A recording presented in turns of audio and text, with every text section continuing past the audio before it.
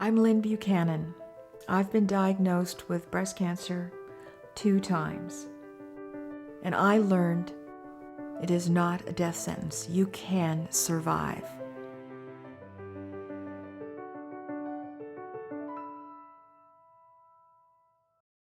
When I was 41, I was first diagnosed with stage 1 breast cancer. I was introduced to the radiologist, and his name was Dr. Grimm. Well, I should have laughed on that one, but I was still kind of stunned. And so I called my mom right from the office, and when I told her, "Mom, it's cancer," I so broke down. I really thought I could autopilot through this thing, and I just cried and cried, and people rallied around me in the office and gave me Kleenex, and I got through it really, really well. It was a lumpectomy, not a lot of surgery. As a matter of fact, it was not even overnight. It was outpatient. I recovered beautifully, and I forgot about the cancer for many years. As a matter of fact, for over 2 decades. And then I found another lump. And I knew exactly what a cancer lump feels like. And I said, oh boy, here we go again. My doctor told me it was positive and that I did have cancer again. And my response this time was, oh, rats. Well, I beat it before, I can beat it again. I can do this. I can get another 26 years out of this. And I put on a happy face. I let everybody know I was going to be fine.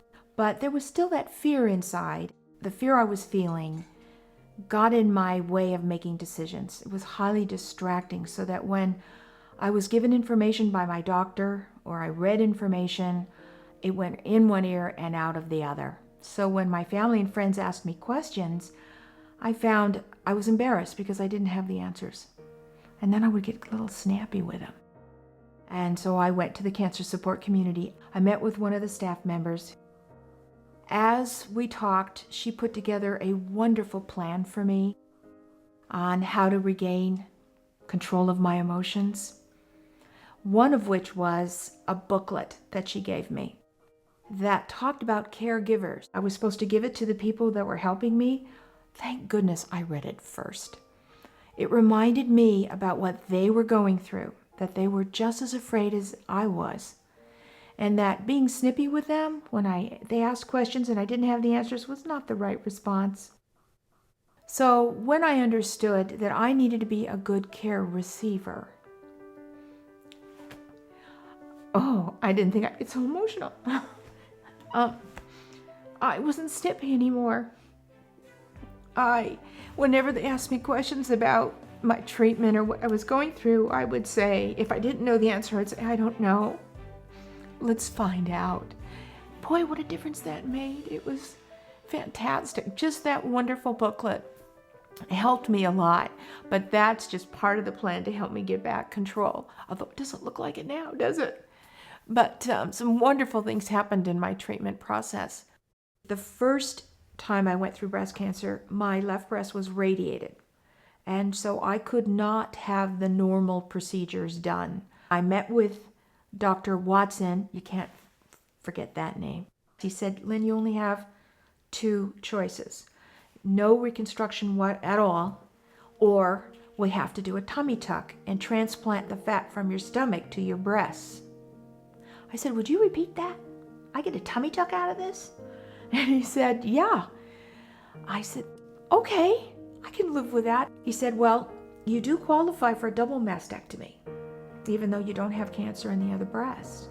He said, well, I can't go to the well twice. Once we go into the stomach and take out the fat, I can't go back again.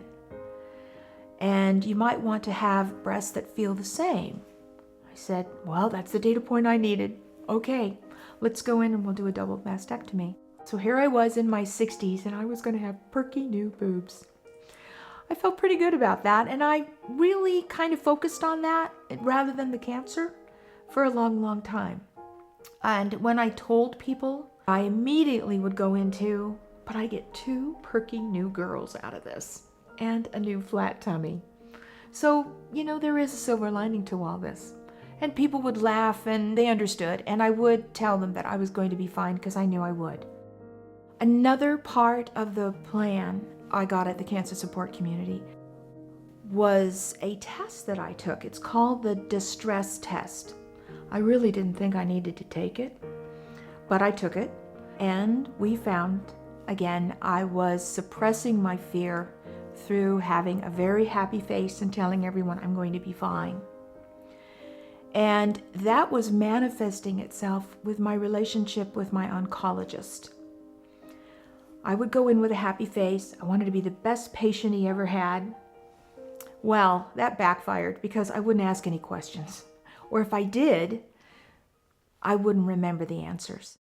And then we developed a plan of how I could confidently talk with my doctor and not feel so intimidated by the diagnosis and therefore by him. I asked my questions because they were thoughtfully written out, took good notes, and at the end I felt so much better. And as my sister and I were leaving the office, she looked at me and said, "What happened? That was great." I said, "I know. I feel so empowered now. I feel back in control. I now have both hands back on the steering wheel." It was great. I was so grateful for everything that was being done for me. And I'm feeling much better now, although you can't tell it. I feel great. I'm 10 months after being diagnosed. I'm doing great. My hair's growing back. I lost weight, which is kind of a bonus on all this. And I'm very, very happy to be alive. The prognosis is fantastic.